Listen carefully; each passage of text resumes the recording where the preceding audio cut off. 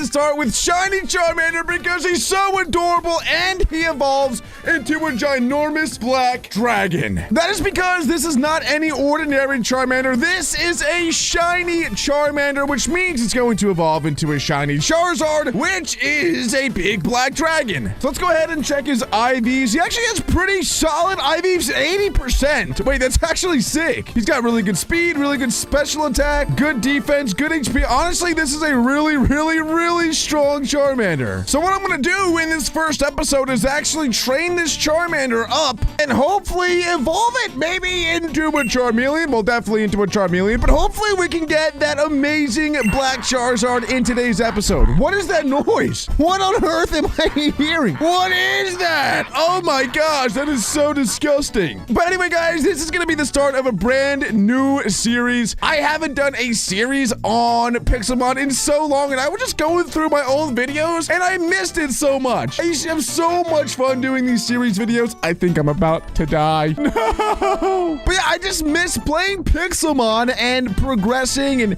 and competing with other players on the server. So today is where my journey begins. You see, the server makes it so it's not really just about catching Pokemon and training them, but it's about getting extremely strong Pokemon. And wait, is this a custom textured Honedge? Or am I tripping? Doesn't this thing look crazy? What is this? I don't know, but I'm going to at least try to catch it with the few Pokeballs that I have. Oh, I actually have a decent bit. But like I said, because we're playing on the server, it's not just catching as many Pokemon as we can. And we caught it on the first try. Let's go. But there's a bunch of tournaments on the server where you have to compete against other players. There is the War Zone, of course, which you guys probably know about. But if you are new to the channel, the War Zone is an area where you have to have all level 100 Pokemon. And there's a ton of very rare and legendary Pokemon that spawn there. However, if you do battle another player, the winner of that battle gets to steal a Pokemon from the loser. So it's really a high risk, high reward. And I most certainly plan on going to the War Zone in this series, which is definitely a little bit scary considering I do have a shiny Charmander on my team already. But what is this Honedge? I've never seen this before. Why does it look like that? Please, someone tell me like there's something weird about this Honedge. Like this is not a normal Honedge, right? Like it's got cool designs on it. It almost looks like it's corrupted or something. It looks like a shadow texture. I'm not even sure what that is, but it is really cool. And Aegislash is actually a really good Pokemon. So I might end up not using that specific Honedge, but maybe breeding it into a better Aegislash. But I'm most definitely going to be doing a lot of breeding and training and trading and buying things on the GTS in this series to try to really get the best Pokemon team that I possibly can. But it's been so long since I've actually started a new series, like a raw series where I just play the game, have fun, compete on the server, and do all of that fun stuff. For the past year or so, most of my videos have mostly just been like mini game stuff or 100-day stuff, and I feel like I sort of lost touch with the community a little bit because the biggest reason that these series are so much fun is I get to actually play them with you guys, since you guys can also join me on the server. I already have an idea of what I want to do with my base, but first things first, I have to find a really good area to build in, not just for me, but for you guys as well if you do plan on joining. But what I want to do is actually build like a Sky Island / Sky Base type thing, because I think it'd be really cool if the whole community builds like Sky Islands together and we're just sort of like a Sky City. I don't know. I think that would be so sick. And also, guys, I don't really know entirely what team that I want to build quite yet, but it is going to be pretty important that I have a strong team if I do plan on competing in tournaments and Warzone and all that other stuff. So if you have any suggestions of any Pokemon that you would like me to catch and use, be sure to definitely comment them down below. I'm gonna try to catch Pokemon that you guys all want me to. This way the team is more of just like a communal team. It's not just my team, but it's gonna be our team. And after just a couple minutes of grinding already, Charmander is level 15, meaning he only needs one more level to evolve into a Charmeleon. And at that point, he's like kinda almost sort of at a Charizard already. So we are making phenomenal progress already in this first episode. And also, if you guys didn't know, Smash MC, which is the network that I'm playing on, does have a bunch of fusion Pokemon meaning that you can actually fuse 2 Pokemon together to get one super amazing Pokemon. And one of those fusions is a Charizard and a Zekrom and a Charizard and an Aggron, meaning that when we eventually do get our Charizard,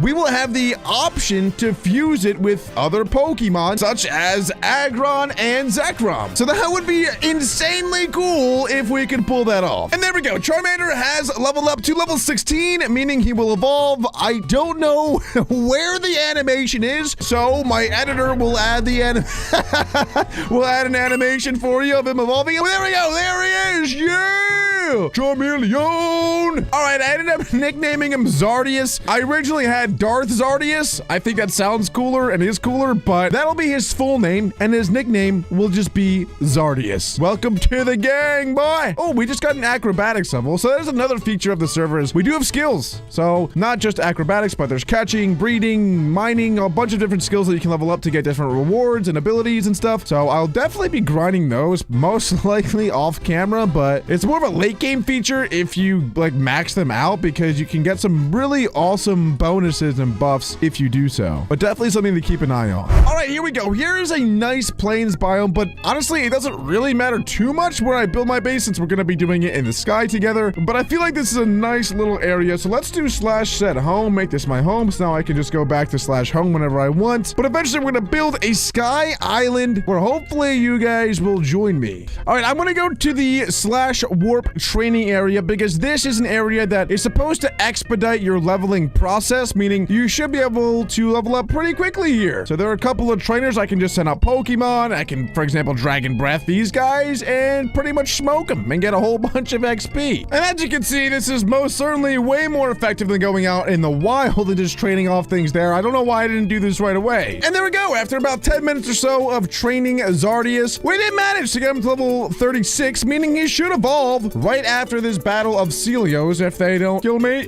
He just used rest. Are you serious? And there we go. Zardius is evolving. Again, I don't know why the evolution animation is glitched and bugged, but oh, we can see the top of his head. Look at his head. And there we go. There is the dragon that we have been looking for. Look at how beautiful he is. The big fire and flying dragon Charizard. Let's go, dude. That is so sick. And the reason I'm most excited for this, by the way, is I can now fly on him. Check this out, dude. Let's go. That is so sick.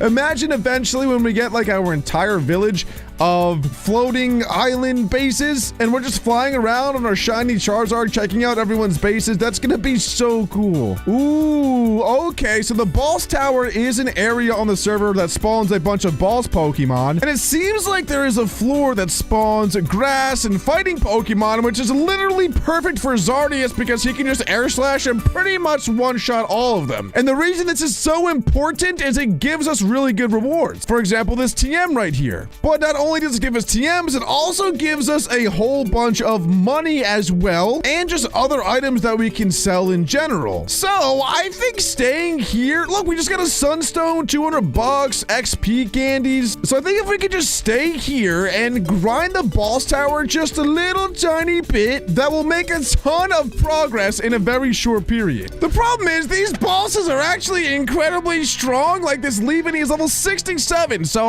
I'm struggling quite a bit to actually take this guy out. But it is an epic boss, so eventually if I do take him out, I should get some pretty good rewards. And I wasn't gonna do this, but now that the Leaveney is really pulling my leg here, I'm gonna start using some of my XP candies and my rare candies on my Zardius to see if you can eventually take these guys out. The reason I have these rare candies, by the way, is when you join the server, you are given some. For some reason, I have 46 or 48, though. I don't really know why I had so many. I think someone must have given it to me. Honestly, I have no idea why. Hopefully that's enough, though. Hello, Leaveney. Oh! And we burned it. I think that's it. I think that means it should die now. Yes, let's go. We did it. And we got one rare candy for it. And an XPL, though. That's pretty good. And $500. Let's go. Getting money is so important on the server because that's going to allow us to buy not only a bunch of building materials for building a house, which really isn't too important, but it's going to allow us to buy battle items to make our Pokemon better. And it's going to allow us to just buy Pokemon in general from the GTS. If you do /GTS, you'll see a whole bunch of stuff here. And this is what other people people are selling on the server. Just like this Zapdos, which is listed for $40,000. Oh, and we just got leftovers from a drop. That is so good. Leftovers is a held item that after every single turn, you get 1/16 of your health back. So spending time in the boss tower, I think is going to be pretty essential if I want to end up building a really strong team. Ooh, I just got Dynamax candy. I kind of forget exactly how that works, but I do know that you need Dynamax candy in order to Dynamax. So hopefully we can do that at some point. We could get a shiny Dynamax Charizard. That would be so epic. Oh, a Firestone as well. We're getting so many great drops. This is actually insane. Oh, yeah, I forgot. Since it's the holidays, there's actually a bunch of gifts at spawn that you can right-click and redeem to get some rewards. There we go. I just got a couple of rare candies from that. Now, if you guys are watching this video in a little while from now, and it's not like Christmassy anymore, then these are probably going to be gone, but I would definitely recommend getting on the server as soon as possible if you're watching this when the video comes out to redeem all these rewards. All right, and now that we have a decent amount of money, let's go ahead and buy some building blocks and get our floating island started. So first we'll start with just a couple of grass blocks, and you might be wondering, why are you getting grass blocks? That's super strange. The main reason is because when I build the island, I'm probably going to be using a lot of dirt, and then I just want to sprout some grass blocks in there so that it spreads around to the rest of the area to make the whole island grassy. Holy guacamole, there are a ton of blocks in here to buy. I'm going to pick the cheapest one to tower up though, because we are going to have to get pretty high up to build this thing. It's probably going to be enough of that. Actually, we're going to need a good amount of stone to build the bottom of it because I don't want it to be just a flat island that's so boring. I want to build like an entire actual floating island. This is probably gonna take a lot of stones. I'm spending a ton of money on a bunch of stone. But now it's time to build this thing. All right, guys, the Sky Island is pretty much done just for now. It's very, very basic. It's very tiny, but I do plan on expanding it pretty heavily throughout the series. If we go ahead and take a look at it, it's a little bit underwhelming, honestly. It's really nothing too special, but it's certainly a start. So let's go ahead and grab all of our items down here. So now if we do /home, you'll see that we are up on our Sky Island, our nice little humble abode. And like I said, I'm going to be expanding this outward in every direction. Building it though is really painful. It is not fun to have to do all the scaffolding around the outside of the gosh dang thing, but honestly, it's worth it. I think it's so cool up here, and especially if you guys start doing islands around the outside of me as well, it'll be super epic. Maybe we could do bridges to each other's islands, things like that. I don't know, it'd be so sick. Let's go ahead and put all of our items away into this chest though to officially make this home. Do I take fall damage? No, I don't. That is always very scary. I'm on top of the world, baby! Let's go. Oh! Oh my gosh. Wait. Oh my gosh. This is not only a boss Pokemon, but it is a mega boss. Meaning that if we're able to take out this Venusaur, I will not only get a Venusaurite Mega Stone, but I'll also get a Mega Ring. Meaning that will allow me to actually Mega Evolve. But the problem is this thing is level 86. Oh, that did a lot of damage, and that did very little damage. Oh boy. Okay. This is seemingly going to be pretty impossible. Okay, my strategy, we're gonna Dragon Breath. We need to paralyze it. Please paralyze it. No. Finding these things is so incredibly rare. I know it's very unlikely that I'm going to be able to take this thing out, but I have to give it as many chances as I possibly can. And there we go. We got it paralyzed, which was my game plan. I'm gonna... Whoa! The reason I'm air slashing is because there's a chance that I flinch the Venusaur, and since it's paralyzed, there's a chance that it'll be paralyzed as well. Come on! Oh, wait, it's confused though. It's confused. There's a chance that it hurts itself in confusion. Come on, please, please, please, please, please, please, please, please, please. No!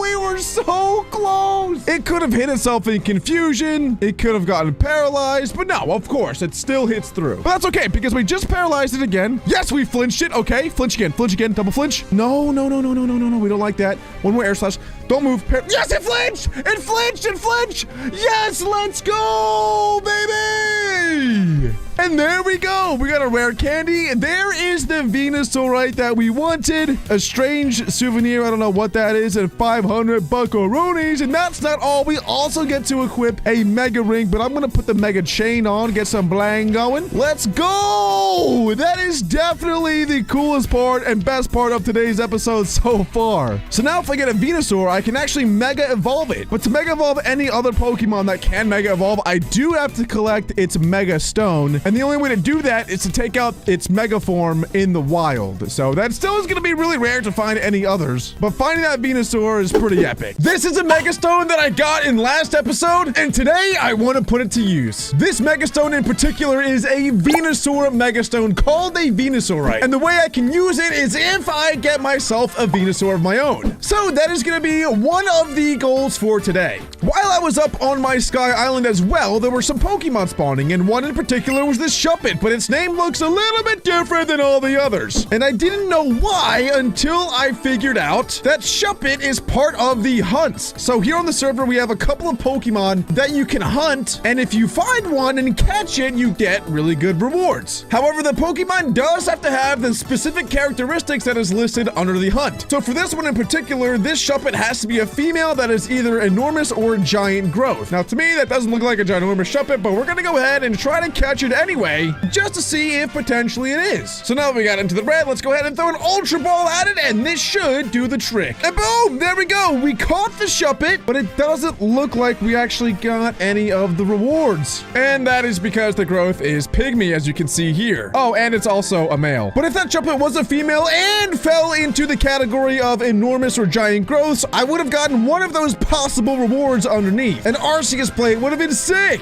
One thing that is pretty cool about having a Sky Island as well is a lot of Pokemon do spawn up here, and since I am pretty far away from the ground, very few Pokemon are spawning down there. So the more that I expand this island, the more Pokemon that are going to be spawning on it. I also want to do a lot of work to my house and island in today's episode. I want to get like an actual structure built on this island, along with I want to dig underneath here, like into the ground, to make it seem like this island sort of came up from the ground here. But now it's time to go hunt for a Bulbasaur, because eventually we can get that into a Venusaur, which will be able to mega evolve, and that would be so epic. Also, Charizard does have two mega evolutions. There is a Charizard X and a Mega Charizard Y. So if I could find one of those today and get one of those Charizardites, that would also be really cool, and honestly probably cooler than a Mega Venusaur. I'm pretty sure Bulbasaur does spawn in a forest though, so I'm going to be spending a lot of time running around here to see if I can find one. Starter Pokemon are very rare to find because of how strong they are, and Bulbasaur is certainly no exception to that rule. So I'm probably going to be here for a little while. Hopefully I find something else cool while I'm out here though. I've also been told that a birch forest might be the best place to look for one, so thank goodness I actually just found one. My house is right over there, so this is a good spot if I ever want to find any more Bulbasaurs. I'm actually probably going to have to end up breeding these guys if I want to get a really good Bulbasaur, because like I said in the first episode, I do plan on competing on the server, competing in tournaments, competing in Warzone, and if I want to do that, I'm going to have to get not only really good Pokemon, but also Eevee and Ivy, train them to make sure that they're the strongest that they can possibly be. And the best way to do that is to breed them. It is a long and tedious process, but it's most certainly worth it. But in order to do that, I do have to first catch myself a Bulbasaur. Well, actually two Bulbasaurs, because I need a male and a female for them to breed. I'm pretty sure Eevee also spawns in the birch forest biome, so hopefully we can find one of those as well. I definitely would not mind to have a really good Sylveon on the team, or an Umbreon. Those are probably, in my opinion, the two best competitive Eevees. So let's keep an eye out for any other interesting Pokemon that we can find out here. Deerling, you're just gonna be a little bit of fodder for my boy Zardius. Ooh, my acrobatics level just got up to level 5, and I got $500 for it. Let's go. I soon realized that Bulbasaur doesn't even spawn at nighttime, so I decided to head to the boss tower to grind some levels and items. When it became daytime again, I stored all the items I got from the boss tower back into my chest. Then I went back to the birch forest to hunt for Bulbasaur again. Ooh, a Pikachu. Okay. Yeah.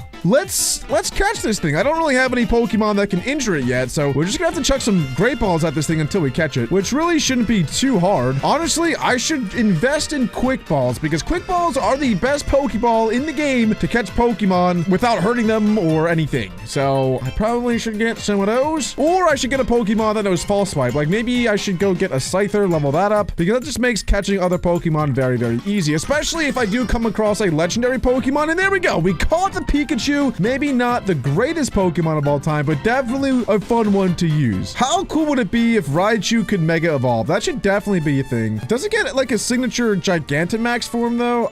That I'm not sure of. I don't think that it does, which I'm surprised about because Pikachu and Raichu, they're like the signature Pokemon of the entire game. You would think that Pokemon would invest more into making it actually like a good competitive Pokemon. Bulbasaur, show yourself. One thing that is cool about playing on the server as well is I actually could just buy a Bulbasaur from somebody else. I'm sure that someone would be willing to sell a Bulbasaur for the amount of money that I have, which is 4,000. But I also kind of feel like I just want to catch it on my own. It would make me feel a lot more attached to my own Bulbasaur than if I bought it from somebody. Oh, yes, sir. There we go, baby. Finally, we found ourselves a Bulbasaur. Let's use the Pikachu to actually damage it. Oh, we know Nuzzle. That's perfect. That is going to paralyze the Bulbasaur. Now we can use Slam to weaken it more. Yes, there we go. And now it should be relatively easy to catch this thing. Let's go. Boom. There we go. Bulbasaur is mine. And finally, we're starting to get like a decent team going. Okay, and its IVs are 51% and has literally 0 IVs in speed, which is horrible. That's literally like the opposite of what you want. So we're certainly gonna have to do a lot of breeding with Bulbasaurs if we're ever gonna want to get a perfect one. Before we do trade it up into a Venusaur though, I do want to work on the house a little bit more. So I'm gonna start by digging the trench underneath the island to make it seem like the island was actually ripped out of the ground. I soon realized that the tools that I had were not sufficient enough to get the job done very quickly. So I asked in chat if anyone had any tools for sale, and I ended up getting myself a diamond shovel and a moonstone pickaxe. But I was also told that there's a /shop GUI that allows you to buy any tools that you want. And these tools were very expensive, but I did decide to buy a thunderstone shovel, and it was definitely worth the $2,000 because it tore up dirt. This made the excavating 10 times quicker, and I was able to complete the hole in just about 20 minutes. All right, and here is the hole. Honestly, guys, it didn't really turn out exactly how I was expecting it to. I thought for whatever reason in my head, this sounded like a much better and cooler idea than how it looks, but it's supposed to look like the island got ripped out of the ground and is up there. I decided to put some cobblestone around the outside as well to make it look like rubble fell off as it like exploded out of the ground, but I'm not a very good builder, so I don't think I did that very much justice. But even though I'm not a very good builder, I do enjoy building, so I'm definitely going to be continuing to work on this project as time goes. If you guys have any suggestions on how I can make this build better, what I can do differently, certainly let me know, because right now I'm honestly not I'm not too happy with it. It is a little bit lame, I'm going to be honest. Also, if you guys do hop on the server and do /warp Sirud, it takes you right here. I hope that I never actually build in this spot, because if I do, you guys are going to suffocate and die. So hopefully that doesn't happen. But anyway, it is time to train up our Bulbasaur into a Venusaur. And I'm pretty sure the best way to do that is to take all of these Pokemon out of my party, bring out my XP that I got from the boss tower earlier, and just start slaughtering things again in the boss tower with Zardius. That should give Bulbasaur a ton of XP, and there we go. It is doing just that. Oh, I actually forgot, but I do have a bunch of XP candies that I could give him as well, but this is probably a much faster way to do it. And there we go. He was already evolving into Ivysaur. Once we start making like all this progress on the server and getting these higher level Pokemon, it's very convenient because you can level up your other Pokemon so much faster. And there we go. Ivysaur is now evolving into Venusaur, and honestly, it was a pretty fun process. The boss tower is one of my favorite places to be. Not only do you get a ton of levels, but you get some really amazing items as well. For example, all these items that I got here was just from leveling up my Bulbasaur into Venusaur at the boss tower. Guys, I have something to confess. I didn't tell you yet because I feel like a lot of people would get triggered about it, but I have /fly. It does come with one of the higher ranks on the server, so you can actually get fly on the server, but because I'm the owner of the server, I figured I would just give myself the highest rank, but I'm not actually redeeming any of the other rewards other than /fly. It just makes things so much easier for me, and it also helped a lot with building my house slash castle thing that is not done. I ran out of blocks for the roof. As you can see, I have $6 left. A total of $6. Apparently buying blocks, it adds up and it gets pretty expensive. So this is what it's looking like right now. Honestly, I kind of like it, but I feel like I need to expand the roof outward one and break it all and redo the whole thing. But I feel like, I don't know, it's a decent start, I guess. I don't even really know why I went castle themed, but this is what we're rocking with so far. If you guys have any suggestions of what I can do to improve the house slash castle slash whatever this is, definitely let me know. But now that the house is somewhat a little bit finished, it is time to finally put the Venusaur on our Venusaur and see how awesome he actually is. So let's drop down. Ooh, the crater. I forgot about the crater. It looks so cool. And let's see this thing in action. Level 36 Glamia is not Venusaur. All right, Linoon, you're about to get the work. Let's see this boy in action. We went ahead and clicked our Mega Evolve button, and let's hit him with a big old seed bomb. Come on, baby. He just turned invisible. Why? I don't know why it didn't do the animation. Let's try that one again. Oh, there we go. Boom, Mega Venusaur. Check this thing out. He looks absolutely amazing. Oh my gosh, look at him. Yeah. Oh, one seed bomb doesn't actually kill him, but it does do a good amount of damage. And the second seed bomb, see you later. Easy peasy. Let's go. So I'm pretty sure I can actually Mega Evolve him out of battle. No. I thought that there was a way to Mega Evolve him outside of battle, but apparently not. I also didn't know that I could ride this thing. Yo, dude, let's go.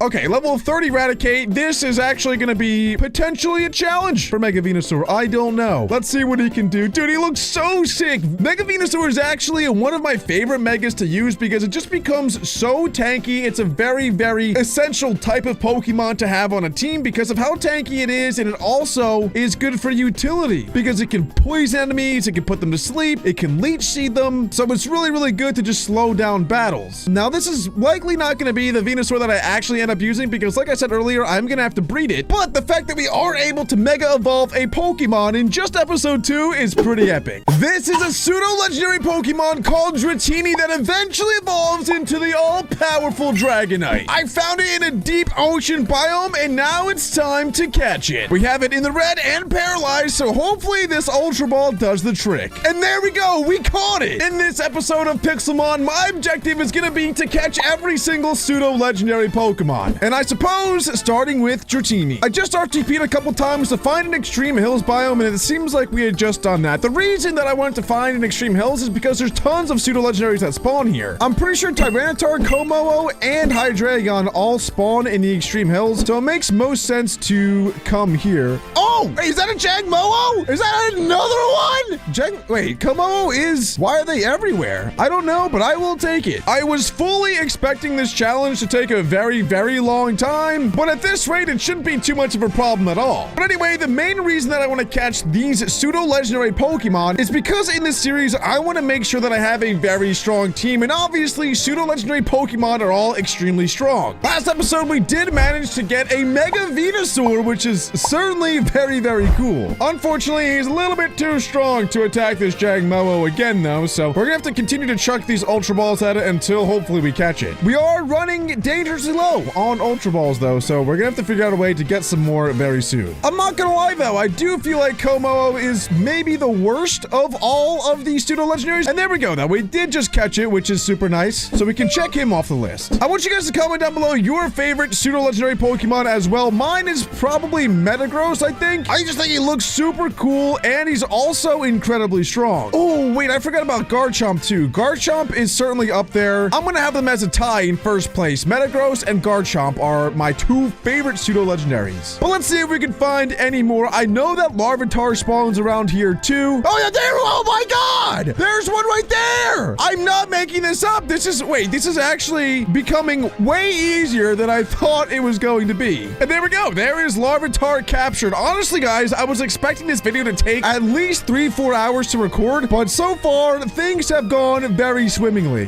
However, I know for a fact that some of the other pseudos are much harder to find and capture, such as a Shelgon or Bagon to get Salamence, and also a Beldum or Metang to get the Metagross. I also am going to level all of these guys up to their final evolutions in today's episode as well, because I don't want to leave them in their pre-evolution wimpy-dimpy forms. I want to get them in their final evolution ultra strong forms. That is, after all, the purpose of this entire episode. Before we do continue the hunt, though, I do want to show you guys my house progress. I did do a little bit more decorating in between episodes, so this is what the house looks like now. Honestly, it's pretty wonky, and it's starting to look a little bit spooky. It kind of looks like a scary mansion. I also put 4 pillars up because that is everything that I have claimed, so you guys are not going to be able to build inside of my claim, but I do plan on expanding outward and filling up this entire claim, so anywhere outside of those 4 pillars is where you guys can build. Also, if you guys ever want to write me any letters or give me any gifts, here's my mailbox. You can just fly up to my house, drop something into this hopper, and it'll go right into this chest. And if you're wondering why no one has built around me quite yet, I've actually been recording all of these videos before I've posted any, so I'm assuming after I post episode 1, you guys are going to be all around here in your Sky Islands, and it's going to be pretty epic. I cannot wait for that. I do have a ginormous open archway. I do have to be really careful, though, because one misstep and,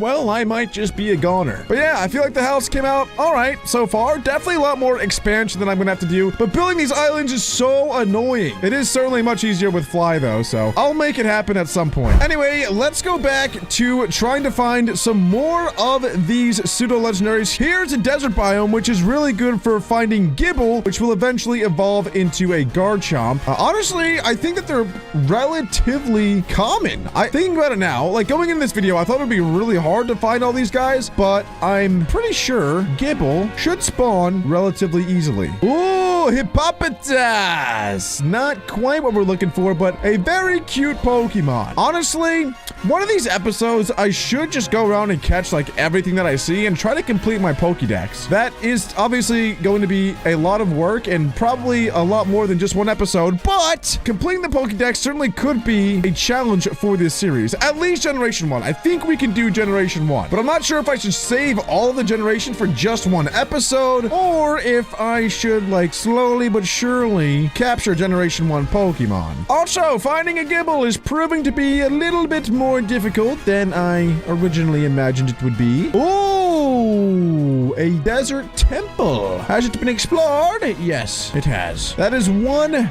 big drawback about playing on a server, is that almost every single structure has been looted and pillaged, and it's really, really tough to get a lot of natural loot that way. Oh, a village. This is actually... Oh, what? Oh my gosh! I just found a shiny Trapinch! Are you serious?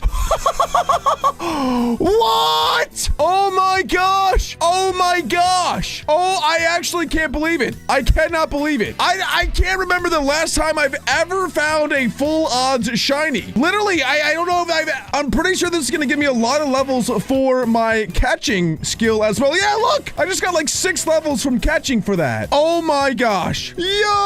I don't even know what to say. I don't know what to say. I don't even know what shiny Flygon looks like. Oh my gosh. That is not at all what this video was supposed to be about, but now I kind of feel like that is like 10 times cooler than getting any pseudo-legendary. And plus, I know Flygon isn't as good as the pseudo-legendaries, but he's still pretty dang good. Kind of borderline pseudo-legendary, but not quite at that level. And here's a Fennekin as well. We're getting some really awesome Pokemon right now. I can't believe it. I don't even know. I don't know. I don't even know what to say. When I saw it at first, I didn't even think it was a shiny. Like, I thought it was a different texture, but I just thought it was like some weird custom texture that spawned. I don't know, dude. That's actually crazy. Also, if you guys like the idea of me having to go out and catch every single pseudo-legendary, I'm thinking about doing it for starter Pokemon as well. We did just catch a Fennekin, so that kind of ruins the video a little bit, but that's okay. We can do it for the rest of them. Dude, I don't even know. I'm at a loss for words, and I'm someone who can talk about anything for as long as humanly possible, normally. But right now, oh, hello, Darumaka. What's up, buddy? Darumaka has one of the best walking animations of all time. He just hops around. He is adorable. This makes me just want to go shiny hunting now, to be honest. I don't know why, but I really want to find a bunch of shiny Pokemon. I'm not sure there's really much of a strategy to shiny hunt in PIXELMON though, so I don't really know what to do. I think that there is the thing, I don't know what it's called. It's like, it's called stacking or something, where if you KO the same Pokemon over and over, it does have a, oh my dude, why are you pink? Are you trolling me? I thought I found another shiny. Dude, I almost just got bamboozled. I don't know the last time I found a Poliwhirl in PIXELMON. I keep getting sidetracked, I'm sorry. But I'm pretty sure there is a way to technically shiny hunt, and that is to eliminate the same Pokemon over and over. So for example, if I want to find a shiny Surskit, if I just kept on eliminating Surskit over and over and over, I'm pretty sure it boosts the odds of the consecutive Surskit that spawns to be shiny.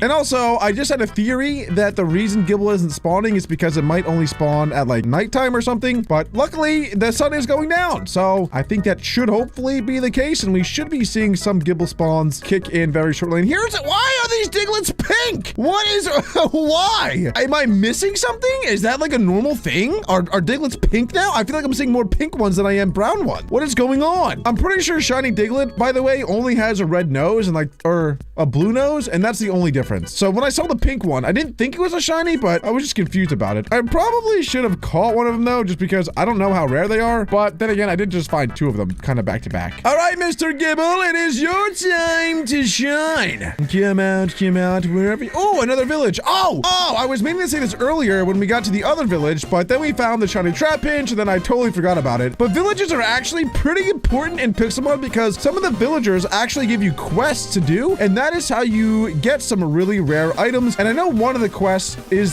something that gives you the ability to Dynamax and Gigantamax. I know it's pretty rare to find the person that gives that quest, but it is a possibility. So that's just something to keep note of if you guys ever do run into a village here, is to check out some of the villagers and see if they have an exclamation point on their head. I think that if it's a red exclamation point, then it's a very rare one. Anyway, where are my Gibbles? What is going on? Hello, Mr. Gibble. This is how long I was expecting it to take for every single pseudo-legendary. So I'm honestly not surprised that it's taking this long, but at the same time, I did think Gibble was one of the easier ones to catch. Why does that Diglett have hair? Oh, is it a Alolan Diglett? Is that why? It must be an Alolan Diglett, right? Diglett is such a strange Pokemon to me. I don't even know what it is. Does it have a full body underneath the ground and that's just his head poking out? I don't think anyone will ever know. Oh, and there we go. Finally, a Gibble spawned. Oh, that was pretty annoying, Mr. Gibble. And this Pikachu, by the way, I wasn't really expecting to use him too much when I caught him. It was kind of just like, I caught the Pikachu because, but he's actually been proving to be incredibly useful because he knows Nuzzle, which is 100% paralyzed, and he has the ability Static, so he can paralyze things that are ground type as well if they attack me physically, just like so, which is very useful when catching Pokemon because it makes them capture a lot easier. And look, there's another pink Diglett. What is that? It's back there. Can you guys see it? It's back there. Why? What is going on? Now I'm always going to be on the lookout for more shiny Pokemon. Like, I'm just so into this. I don't know why I'm so into this shiny Pokemon thing now. And there we go, though. There is the Gibble captured. So now we have Dratini, Larvitar, Jangmo-o, and Gibble, and a shiny Trapinch. That was not part of the plan, but it sure is a thing. Okay, I want to go back to the Extreme Hills biome because I believe that is where we can find a Hydreigon and also a Larvitar. They should both spawn there. Okay, here we go. Here's one right here. Perfect. And I'm assuming nighttime is probably the right time for both of those Pokemon since they are both dark types. Let's see if we can get them to spawn. Speaking of shinies and shiny hunting in general, by the way, I have thought about shiny hunting before, but again, I don't think that there's any like real proper way to do it on the server. So if you guys have any ideas of how we can implement shiny hunting onto the server a little bit better, let me know and maybe I can make some sort of plugin to make it a real thing because I know a lot of people love shiny hunting. I never really used to be a big shiny hunter, but catching that shiny Trapinch kind of makes me want to do it more. And unfortunately, it is daytime now, and I just looked it up, and Deino and Larvitar both spawn at night, so it is kind of useless to be here now. But where it is not useless to be is a mesa biome. So we're gonna RTP until we find a mesa. All right, and there we go. We found a mesa biome. I'm pretty sure the only pseudo that spawns here during the day today is gonna be a Beldum, which evolves into a Metagross eventually, which is like my favorite pseudo-legendary Pokemon along with the Garchomp. Bagon will also spawn here, which evolves into Salamence, but only at night. So let's see if we can find ourselves a Beldum, Metang, or what is that? Why are these Pokemon pink? I don't understand. When did Pokemon just start becoming pink? It's not the shiny, because if it was shiny, its name would be yellow. Whoa, in chat, someone just won a fusion shard. That is actually really, really good. And it's actually something that I've been meaning to bring up to you guys to get your opinions on this as well. Because in this series, I definitely want to do a lot of fusing of Pokemon. So for example, I can fuse my Charizard with some Pokemon. I can fuse my Dragonite when I eventually get that with a Mewtwo. I'll be able to fuse my Garchomp with a Groudon. There's tons of fusions on the server, but the problem is getting a fusion key is extremely difficult, and there's really not many great ways to get it on the server. So I'm wondering if you guys think I should just give myself the fusion keys, and if I have two Pokemon that can fuse, then I should just do the fusion, or if I should do it legit and try to get the fusion keys how I'm supposed to. I feel like if I was the viewer, I would probably want me to get them legit and get them how I'm supposed to, but that means that realistically, I would probably only fuse like one, maybe two Pokemon in this entire series. Because one good way to get fusion keys is to purchase crate keys, which I'm not going to be doing in this series because ironically, I want to keep it relatively legit and I don't want to be just like buying keys to get myself good Pokemon. So I don't really know. I'm not sure what the best approach here is. Like if I should just give myself the fusion keys or not. It's not really giving myself fusion Pokemon because I still have to go get those Pokemon to fuse them. It's more of just like, I don't know. I feel like it just keeps the series more entertaining if I have the ability to fuse any two Pokemon immediately. I don't know. It's up to you guys. I'll read the comments and see what everyone's thinking because I definitely understand both sides of the argument. But yeah, you guys let me know what you think about that. Oh my gosh. I literally don't... Smags, don't cut that out. Keep in that awkward break of me scratching my leg because that is literally right when this Metang spawns. Dude, this is actually crazy. Finding this thing, I promise these things are supposed to be like ultra rare to find. I mean, I have been recording for a little while, so it's not like I'm finding these instantly, but I'm definitely finding these a lot quicker than I thought I was going to. But this is a Metang, which will evolve into a Metagross. I honestly don't know if I'm going to be able to catch this thing because the catch rate of Metang is like, I know there's some weird statistic that's like the Metang line specifically is, oh wait, oh my God, we caught it first try. It wasn't even in the red or paralyzed or anything. Okay, well, I was going to say that catching a Metang or Metagross or Beldum has harder catch rates than legendary Pokemon. I'm pretty sure that's true, and we just caught it. Today is a crazy day. Holy, the PIXELMON gods are most certainly watching me right now and just blessing me with everything. Thank you. I wouldn't be surprised if a legendary just spawns right on my face. And I'm going back home to grab some more Pokeballs. I do have a Master Ball. I don't plan on using that, but like I did say, if a legendary does want to spawn on me, I may as well have my Master Ball handy just in case. I really need to start crafting Pokeballs because I like don't... Oh, okay. Here's a couple Quick Balls and Dust Balls. I'll take that. Thank you very much. But I am running very low on good Pokeballs, at least. I have 59 regular ones, but only 5 ultras left. But anyway, this is great. The sun is starting to go down, which is really good for the Pokemon that we are now hunting because all of the rest of the pseudo-legendaries only spawn at nighttime. And I'm in a swamp biome right now because this is where Goomy spawns. I don't think I'll be able to do this, but if this night is like ultra good to me and I'm super successful this night, then hopefully I'll be able to catch the remaining, I believe,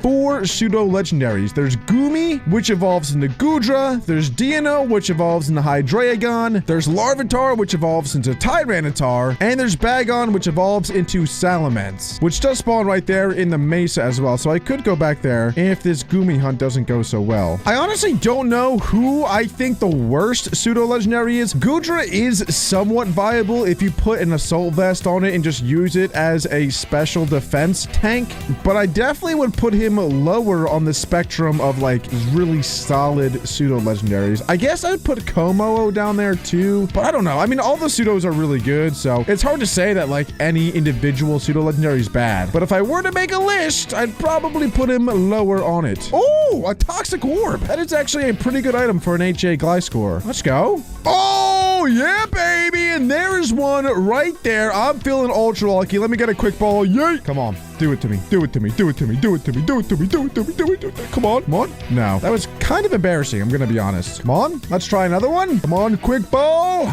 Do not fail me. No.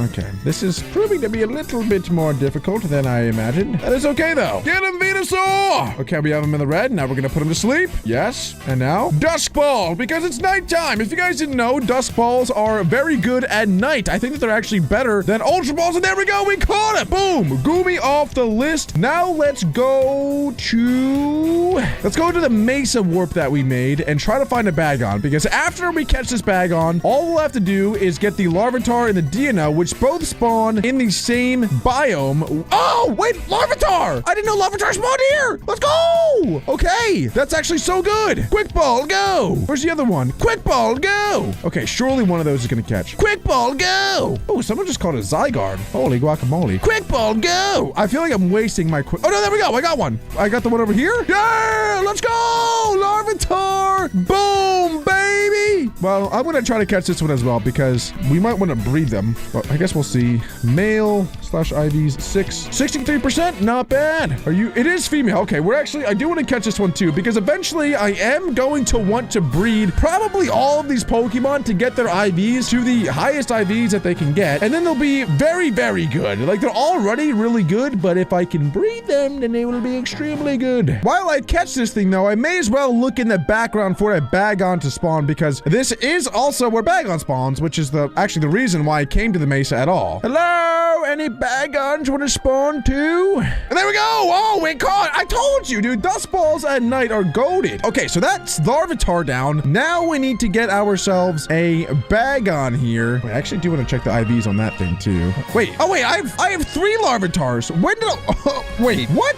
When did I get 3? Am I tripping? 51. Wait, am I being stupid? Did I catch a Larvitar earlier? I don't know what is going on right now. Okay, so let's see. We have you, we have you, we have you, we have you, we have you. We need Bagon and Deino. Why do I have 3 Larvitars? When did I get the 3rd one? Am I being silly? Oh, wait, I get herbalism levels for breaking these. You will all die! Die! Give me the levels! Give me all the levels! There's another Larvitar there. Give me herbalism levels. I'm pretty sure once I get to level 5, I'll get $500 too, so definitely worth it. I don't know what these are even called. These dead shrub things. You will all die. There we go. Boom. I just got level 5 Druid, and I earned $500 for that. And also, I have some unfortunate news. It seems like the sun is rising. So, another day, another no Bagon. I'm actually not too upset about the sun rising because I do want to do some training for my Pokemon here, and I think the best way to do that is to go to the boss tower. Because not only is the boss tower extremely... Oh, what is this? Can I take it out? What is that? Ooh. This is an epic boss, which is going to be pretty challenging to take out. But maybe Venusaur has it in him if we Mega Evolve and Petal Blizzard. I don't know if we one-shot it. I think this is 4x effective. Anyway, sorry, I got sidetracked. The boss tower gives you a ton of awesome items and money and a whole bunch of goodies. And it also gives you a bunch of levels as well. Unfortunately, it does spawn an extremely strong Pokemon like this Rhyperior right there, which absolutely destroys me. But I think that's okay because Zardius should be able to hopefully destroy some of these guys like this Leaveney. Boom! That is an epic Leaveney down, meaning we got $500 from that, some XP candies, and Ice Stone. We take those, baby. But anyway, I'm gonna sit in here for a little bit. I've been in here in every single episode, so I'm not gonna bore you guys too much with the grinding of this. Honestly, I find it a ton of fun, so I don't mind it at all. I did forget to grab my XP all though, so that's probably something I'm gonna want if I'm gonna want these guys to get levels themselves. Anyway, back to the task at hand. Oh, and there we go. Gibble is evolving. This is actually so good for levels. I literally think I've leveled up my team in total of like 30 levels already. It's ridiculous. Look, all of our guys are over level 20 already. And there we go. Jang Momo is evolving as well. I already got a full inventory of dropped items from these boss Pokemon. So this is the start of my second full inventory, but I just got this, which is a lucky egg. And it's the first time I've gotten one yet. A lucky egg pretty much just gives whatever Pokemon you put it on extra experience. So that is actually really good. I'm going to put it on my Dratini for now. So he should be getting more XP. I forgot my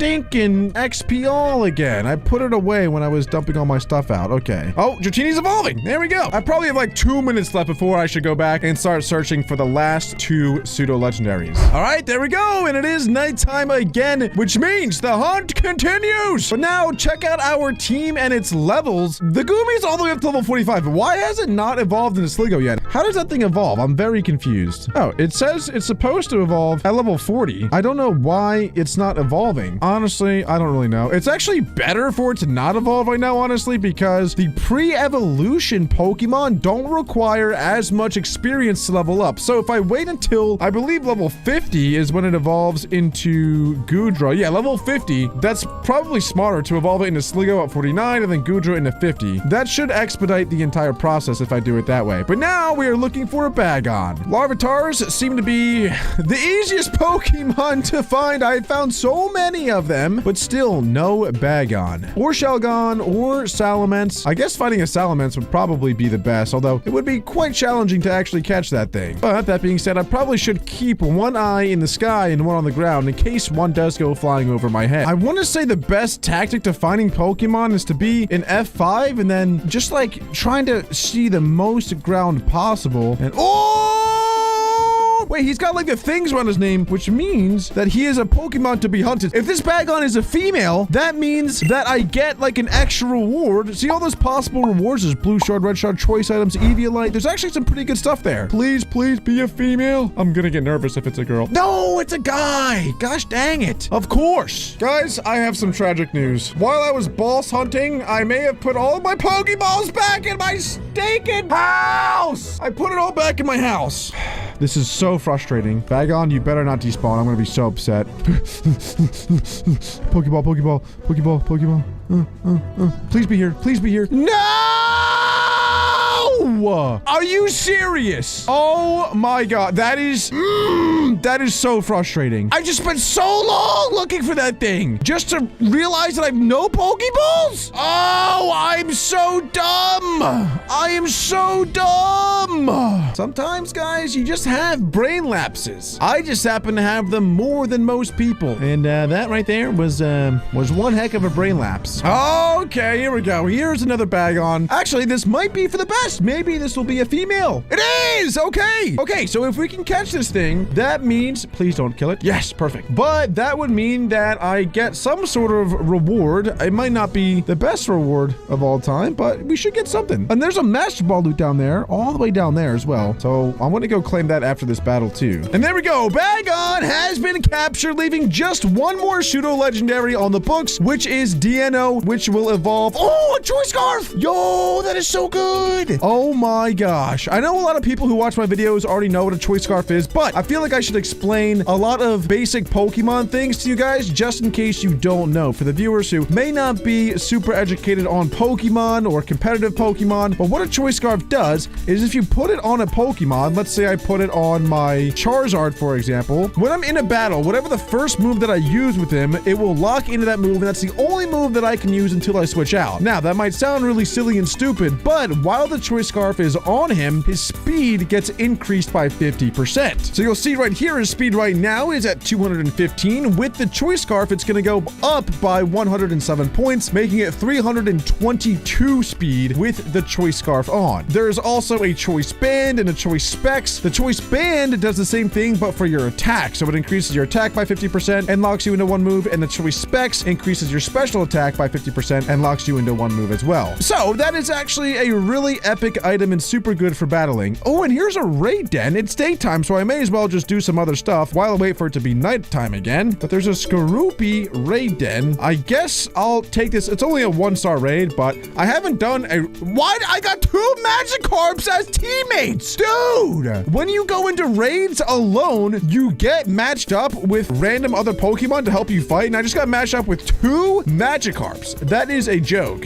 What's even more of a joke is the rewards that I got here. Okay, that was super lame. That was just a 1-star raid though. Some raids go up to 5 stars, which are actually really difficult to take out, but they give some insanely strong rewards. Anyway, let's go back to our home, dump off all of these items, and get back to boss tower grinding to get some more awesome items and also to level up our Pokemon some more. Oh, and there we go. Matang is evolving into Metagross. I thought it was going to take longer to get this Metagross, but there we go. That is one of the strongest Pokemon in the game. Let's go, baby. What's up, boy? Metagross in the house. Let's go. And that, ladies and gentlemen, is our first Pseudo-legendary of the entire series. Well, our first fully evolved one, at least. And there we go. Hakamowo is going to evolve into Komowo, giving us our second fully evolved Pseudo-legendary of the episode. Let's go. Things are really starting to get rolling now. And it's learning Clanging Scales, which is his signature move. Beautiful stuff. Hello, sir. Welcome to the team. Komowo. Beautiful. So now we can put him away. Gumi is also level 50. I don't know why it's not evolving, but it's supposed to evolve into Goodra by level 50. So that's pretty much done as well. Okay, it is nighttime again, and I just realized that I forgot about Dreepy.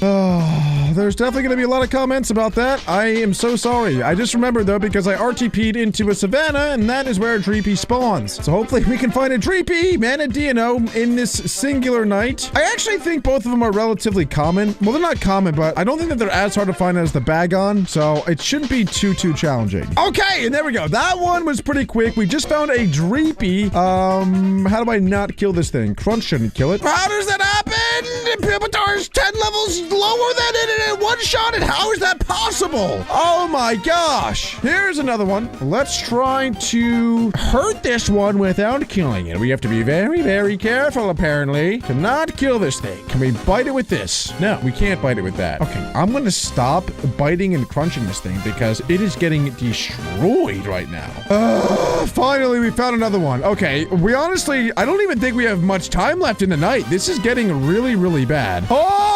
Dude, Dreepy stinks. I mean, it is getting demolished by even my worst moves against it. This is I'm the same level too. Like, it's actually so bad. I know Dragapult is really good. I guess it does kind of make sense because Dragapult is a glass cannon too, meaning it's very quick. It hits really hard, but it has 0 defense. So I guess it makes sense, but at the same time, like, still, oh my goodness, it is terrible. And there we go. We caught it. Let's go. Okay, now we have to find an Extreme Hills to find the Dino, and then we're good to go. Okay, here's the hills. Boom. Oh, I'm pretty sure that it spawns in, like, Hills Forest too. So this is literally the exact biome that we're looking for. Come on, baby. Please. I do not want to have to go another night without having all the pseudos that I set out for. Oh, the moon is going down. Please, Dino. Please. Please, Dino. Please, Dino. Please.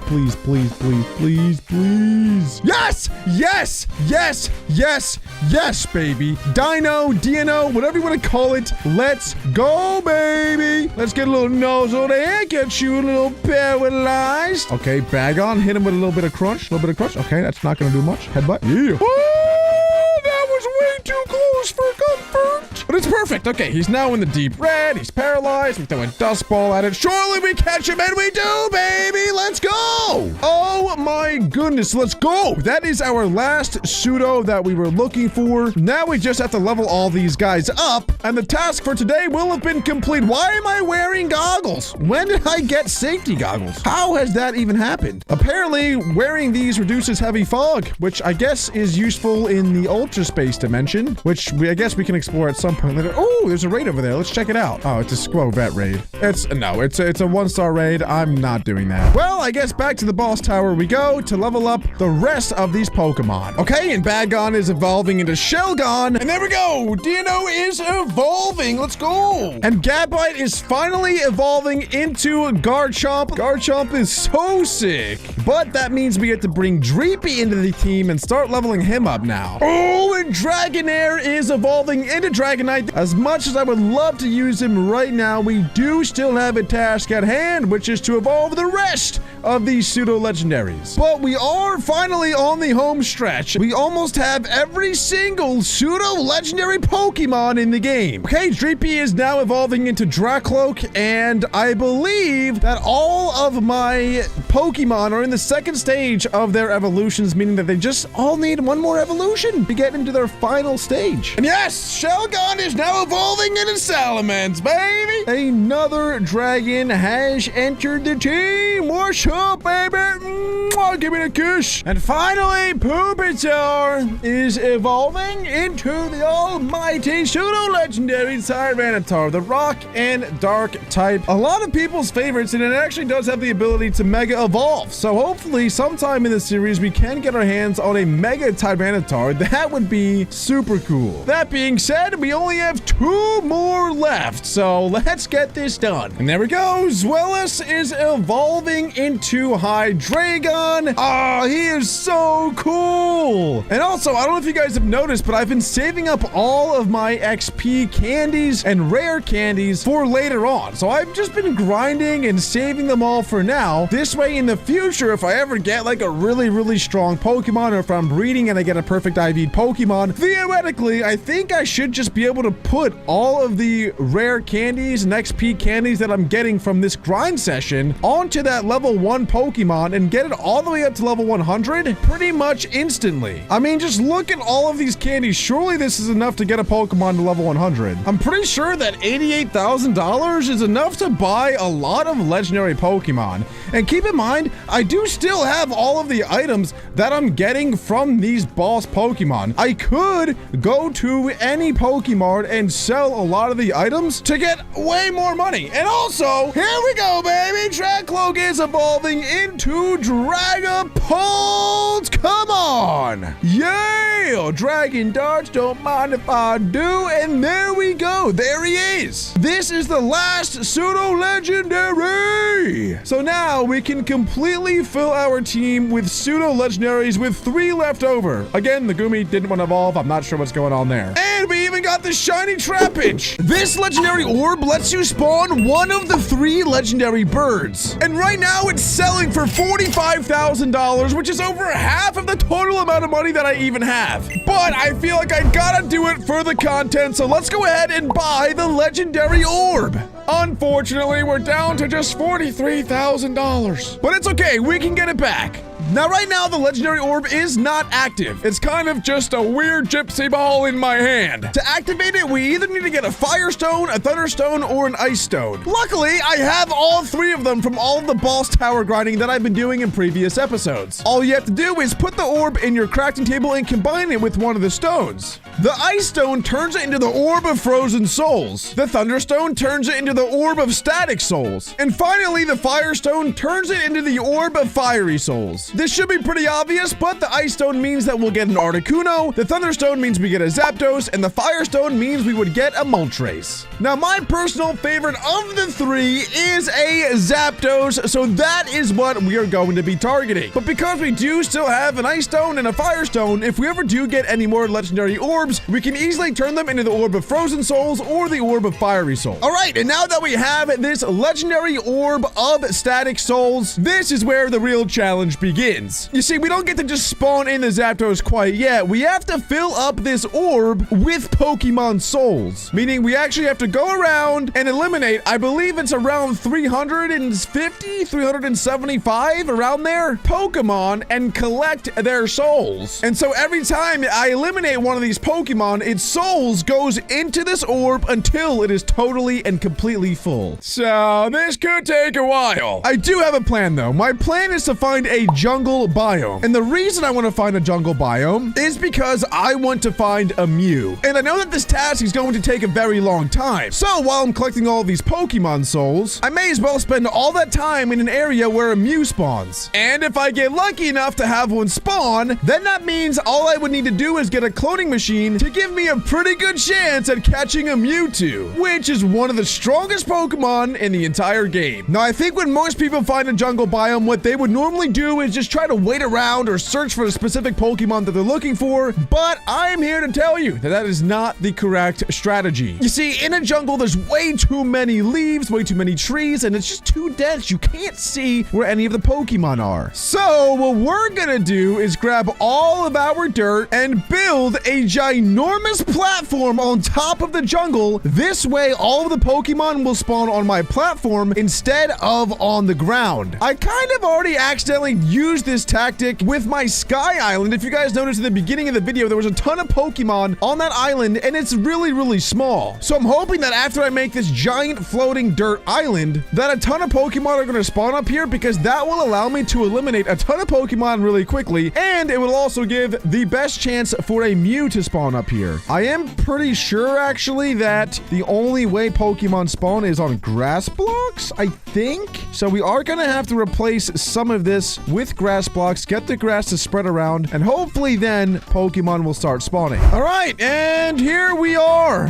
This island honestly is a lot smaller than I was originally hoping that it would be. I thought it was going to be a lot bigger, but that is okay. It does get the job done, and it is now time to start slaughtering these Pokemon. Last episode, guys, we actually found a shiny Trapinch, which is in my team right now. I have the XP all on, and I gave it a lucky egg, so it should be getting a decent amount of levels from all of these Pokemon as well. But the reason I bring it up is because now I'm kind of addicted to shiny hunting, and I want to find more shiny Pokemon. So I'm really hoping that we do find one while we're up here. But honestly, I don't know what they all look like. I really, really hope that we don't actually find one and kill it. I do kind of feel like I have a strategy, though, to reset spawns. Like, for example, like I'm here, right? Let's say I go home, and then I just do /back. That should theoretically just reset all of the spawns. Okay, there's an Oddish there. There's a Charjabug there. Okay, and yeah, see, like all of these new things are spawning after I just TP'd away and TP'd back. So I wonder if that is a good strategy to do. I'm not really sure. Like maybe, wait, Axew spawns in the jungle? Since when does that happen?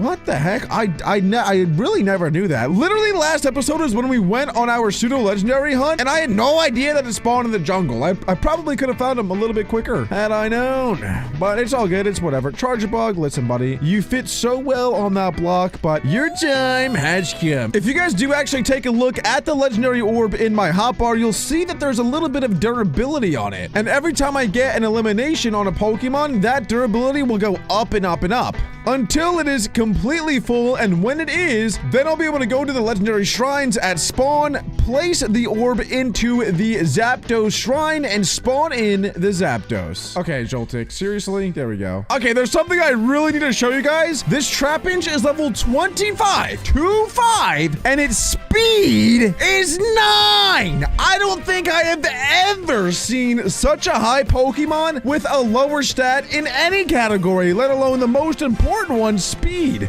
That is absolutely appalling. I literally have never seen that in my life. Trapinch has to be ashamed of himself. I mean, that is so embarrassing. Oh, what is this? Wait, why? No, I have no Pokeballs. Wait, what is this Rattata though? I've never seen this before. Is this like an Alolan Rattata? I don't think so, right?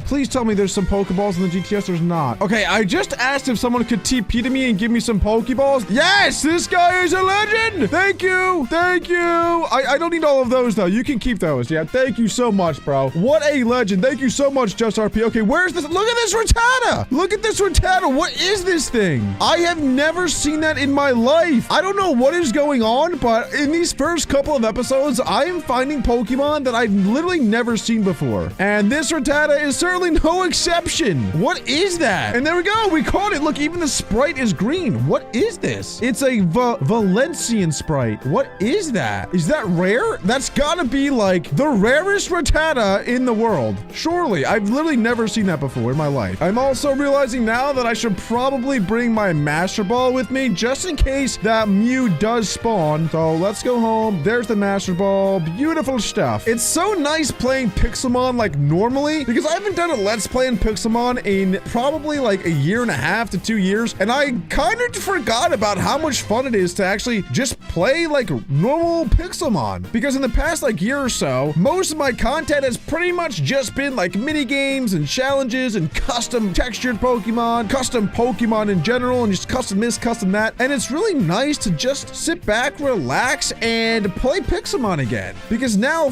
wait, what is this? Just RP's, just RP's corner. Pokeball bringer. Nice. But now, whenever I find shinies or legendary or custom texture, it makes it like 10 times cooler. Wait, look at this Bellsprout. Wait, that is not a normal Bellsprout, right? Am I tripping? Why are there all these custom forms? What is going on? That does not look normal though, but it's not shiny because if it was shiny, the name would be yellow. I guess it's not really a problem, but one thing I am kind of noticing about the jungle biome though is there's not really any Pokemon that I love. What is this? Oh, another Valencian palette. What is that? What is this? Is it shiny? No. Is that another Valencian palette? What is this Valencian palette stuff? It keeps making me think I'm finding shinies, but I'm not. If this thing is also a Valencian palette, I'm gonna be really upset. Okay, the Nidorina is also a Valencian palette. That is honestly making me pretty upset. I was really hoping that it was something way cooler, but it seems to be very, very common. So I'm gonna put all of my Valencian palette Pokemon away. I guess I'll put them all in the same box though, just to keep them organized. But I'm assuming that that is what the Diglets were that we found last episode, and probably the Rhyhorns as well, because they were all pink. I don't know what that is or why it's a thing, but I am now going to be less excited when I find Pokemon that are different textures and not shiny. Oh, hello. There's a trainer that's level 13. Yeah, let's battle. What's up, boy? Why would anyone be a trainer and choose to be a bug type trainer? I don't understand. Like, realistically, if Pokemon were real and you were forced to pick one type of like Pokemon that you base your entire personality and Pokemon team around, what nerd, what loser, what dork would ever pick bug type? I feel like that's gotta be the noobiest type of them all. I feel like I would probably pick water type. I don't really know why, honestly. I guess, I mean, there's a lot of really cool water Pokemon. I think the water type is very cool. That's really it. But I think I would also really like to do fire and probably dragon too. All right, I just looked it up and Mew only spawns during the day, so there's really no point for me to be here at night. So I'm just gonna RTP and explore the wilderness when it is nighttime. I'm just gonna go around and pretty much slaughter every single thing that I see. I highly doubt it, but I really hope that we do at some point come across another shiny. A shiny Geodude would be pretty cool. See, look at all these Gibbles, guys. I remember in last episode, I was really struggling to find a Gibble, and I kept saying like, dude, I swear that these things are really common. See, they're everywhere now. The second I stop looking for them is when they show themselves. And check this out. Someone in chat just caught a Kartana that spawned in the war zone. Now, I don't think we have strong enough Pokemon yet to go to the war zone, but one day, ladies and gentlemen, one day we will go to the war zone to hopefully find some legendary Pokemon there and also battle some people, beat them, and steal their Pokemon. That is what the war zone is all about. All right, well, nothing interesting happened that entire night, so I pretty much just went out, slaughtered a bunch of Pokemon, and now I think it's time to go back. Oh my gosh, I thought that this was like a naturally spawned Eternatus, but it's stinking just RPs. And check this out, there's a Vigoroth and a Pancham here. That's the first time I've seen them this entire time. Unfortunately for them, it is their doom though, and I will slaughter them both. Into the orb you go. These are all very nice donations that these Pokemon are making. And there we go, our Trapinch is evolving. Let's go, baby, into a Vibrava. It's learning Dragon Breath. Wait a minute, hold on a hot second. This shiny is so cool. I did not know Vibrava has such a cool shiny form. Are you serious? Dude, that looks so sick. I honestly forget what Flygon shiny looks like, so that makes me really excited to see what Flygon is going to look like when we get that. I think it evolves at 42? 45 maybe? 52? I'm gonna look it up now. Okay, so it evolves at 45. So 10 more levels and we will have ourselves a shiny Flygon. I still can't believe that happened. I don't remember the last time I found a shiny Pokemon like that. Just out in the wild, not even looking for one, and boom, it just pops up in front of my face. I honestly feel like it should happen more though, because I think the odds are 1 in like 4,000, right?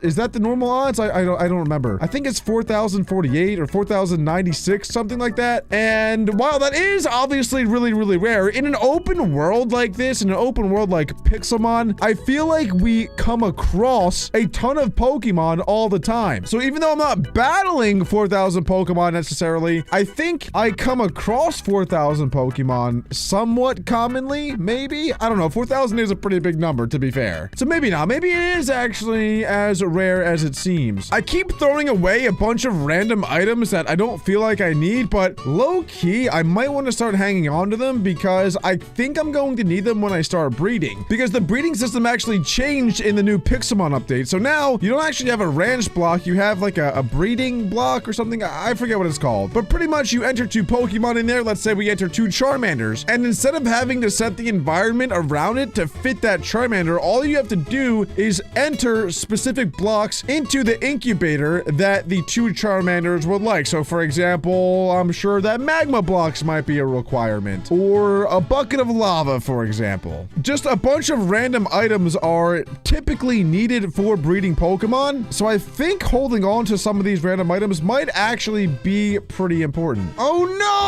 no! Someone in chat just defeated a hidden ability Charizard. I did not know that the server lets you know if you ever defeat a hidden ability Pokemon. I feel like I probably have done that many times. I'm pretty sure to get a hidden ability, it's 1 in 150, and I think I've already eliminated more than 150 Pokemon in today's episode alone. So I certainly would not be surprised if I've already KO'd multiple HA Pokemon. And right now we are about halfway through filling up this orb. It is taking pretty long. It's been about an hour now that I've been filling this thing up. So I don't know, there's probably more efficient ways to do it, but I figured I would do it this way because there is a chance that I get a Mew doing it this way as well. So even though this might not be the totally, completely most efficient way to do it, I feel like there's the most amount of benefit that could come from doing it this way. I just realized as well, Zardius is level 95, so I don't know if we'll get to level 100 in today's episode, but he's most certainly going to be dang near close. There we go, level 96. Speaking of the gosh dang devil, only 4 more levels left until we have our first level 100 Pokemon. Oh my gosh, trying to hit these Joltics are so annoying because they keep jumping everywhere. Holy guacamole. Oh, not this again. No! There we go. What does a man have to do to get a stinking Mew to spawn? This is getting ridiculous. It's actually not. It hasn't really been too long. I wouldn't have expected one to spawn really, but who knows? Last episode, I accidentally got a shiny, so maybe if I actually try to do something on purpose, it'll work.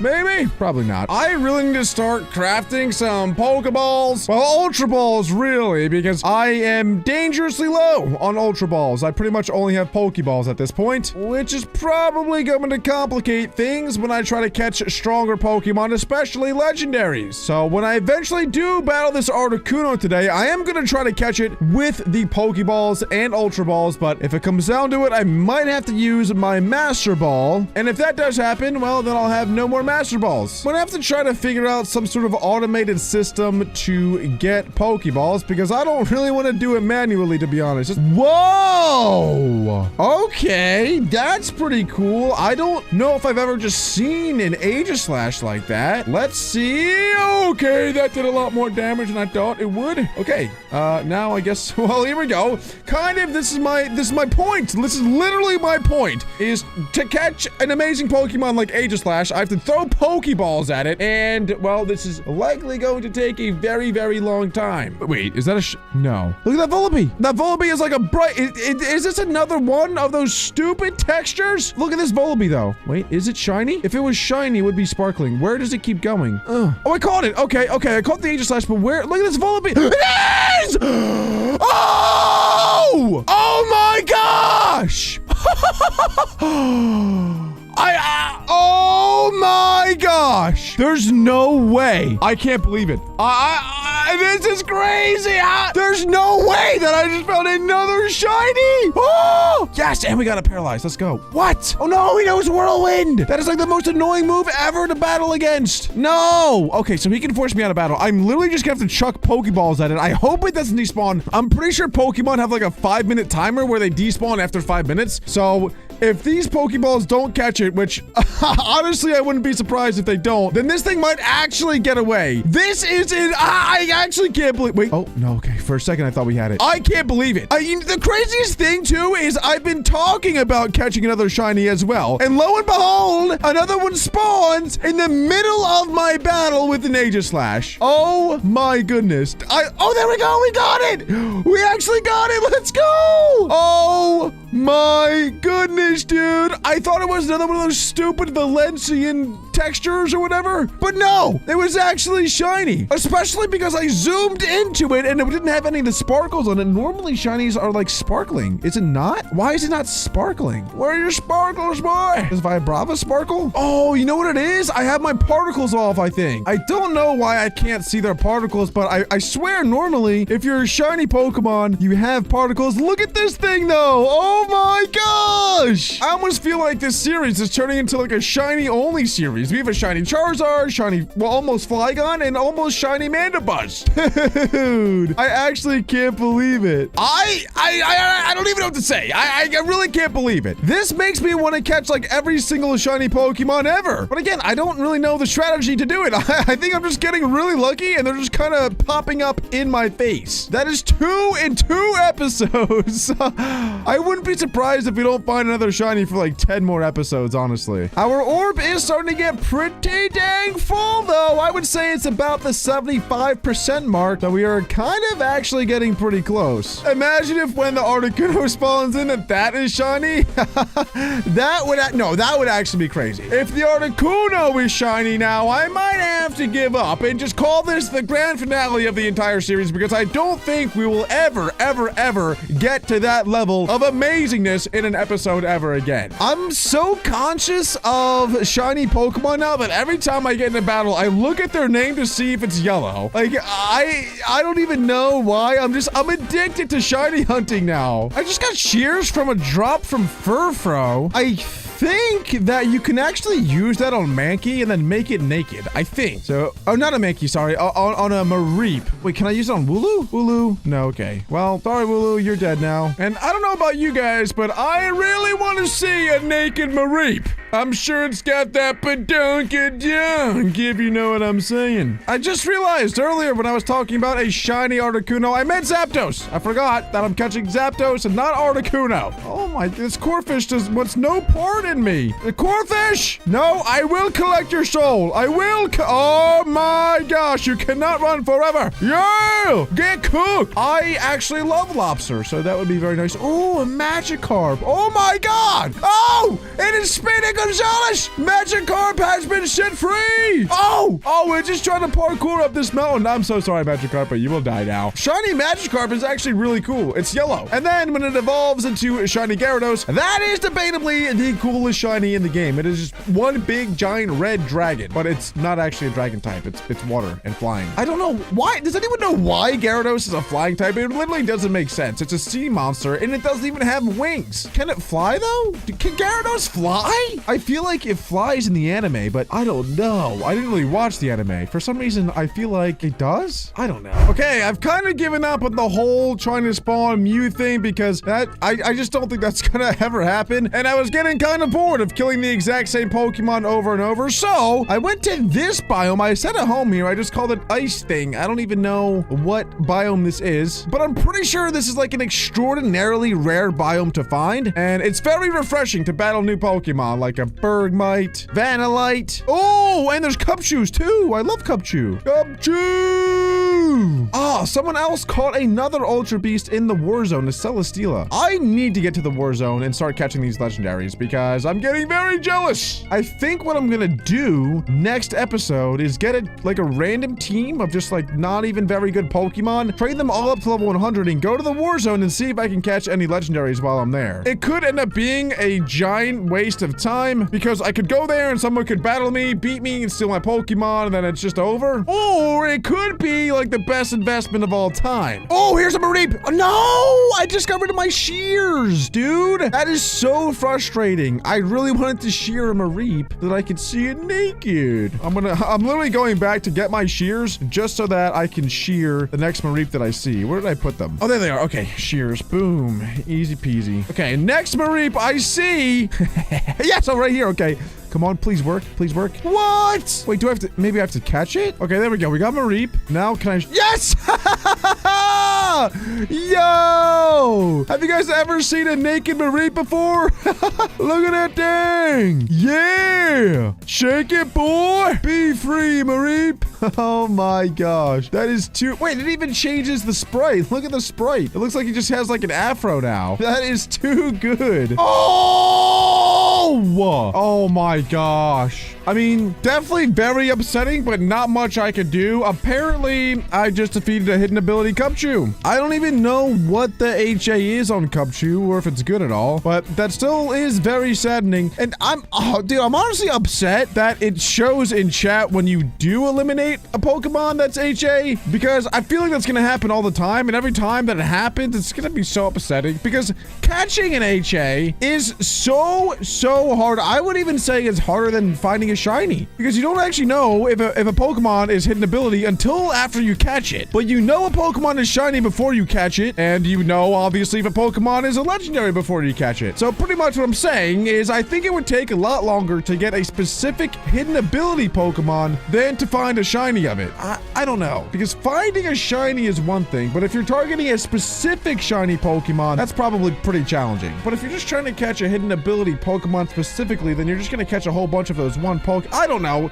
My point is, finding a specific Pokemon and catching it with its hidden ability is extraordinarily rare. And you don't know if a Pokemon is hidden ability until after you catch it. So when it pops up in chat that you actually eliminated a Pokemon that is hidden ability, it's just very sad. That's all. It's just a very sad thing. But one thing that doesn't make me too sad is looking at my orb, because it's almost full. I've just been running around destroying Pokemon for a long time now, let's say a very long time. At least over an hour, maybe 2 hours at this point. I've just been destroying Pokemon. But we're finally almost there. It is finally almost time to catch the Zapdos, or at least try to catch the Zapdos. If I did all this just to not catch the Zapdos, I am gonna be so annoyed. Oh, I was about to take a sip of water. Why is this Emolga on fire?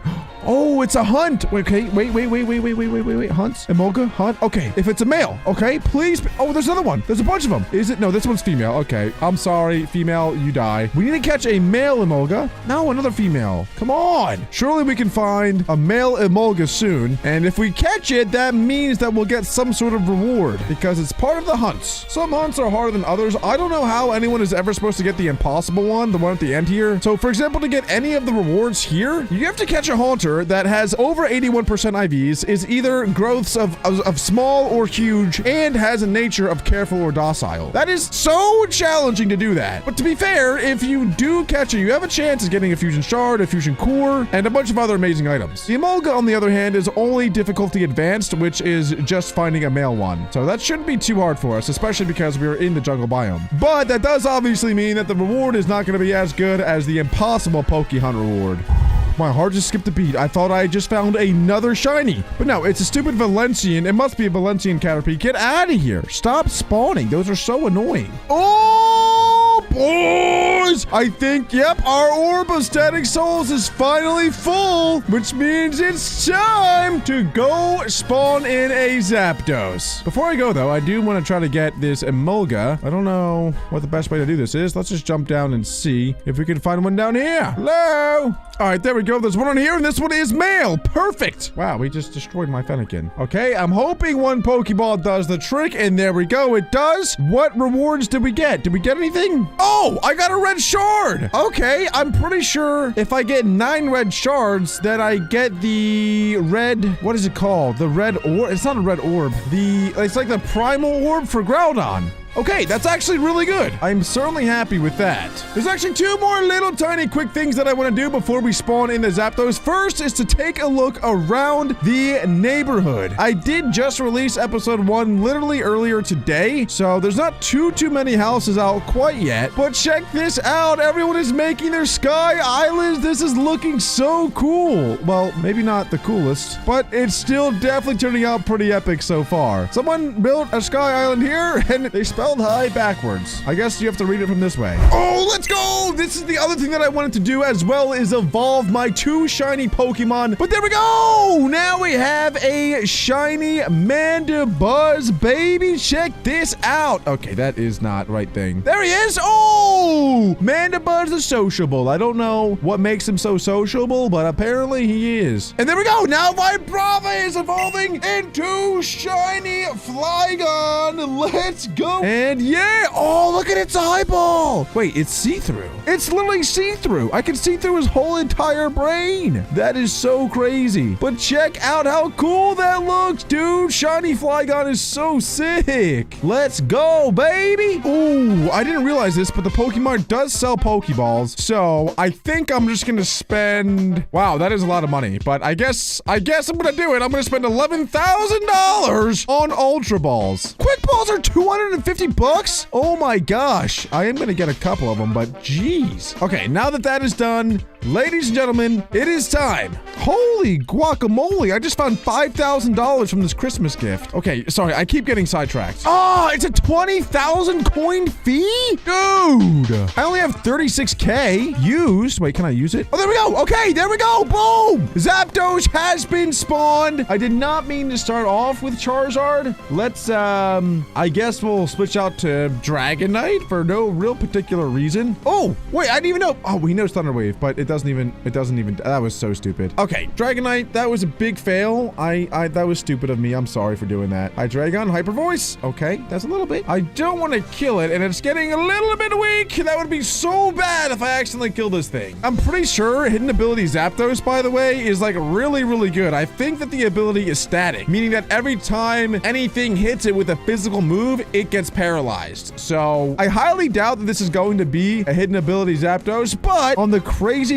off chance that it is, that would just be amazing. Okay, 11%. We will take that. Oh, we did it! Let's go! Zapdos is mine, baby! Yeah! W in chat, baby! Let's go! Ooh, and 3 XPLs. Dang! These Christmas gifts are OP. 4 PP ups? Oh my gosh. Master Ball? Wait a hot minute. These are crazy. Lucky Egg? Dude, these are so good. $7,500? Oh! I got a daycare! I'm pretty sure that's what I need to breed Pokemon. 6 Strange Balls? I didn't even know that's a thing. I just got Lucky Blocks. I'm gonna open them next episode. Hourglasses? Dude, what? I didn't know that these are so OP. Random Pokemon. Okay, I'm not gonna bore you guys with finding all of these presents. Oh, an uncommon Lucky Block. Oh, let's go. That is guaranteed shiny Pokemon from that. Okay, sorry. I keep getting distracted. It's really bad. But there we go. Ladies and gentlemen, here is our Zapdos. Yeah, boy. Okay, let's check the IVs of this guy. 79%, perfect special attack, perfect speed, perfect defense. That is actually pretty solid. And I'm gonna check. Okay, his ability is pressure, which is lame. It's not static, which is his HA. Oh, I just got another orb.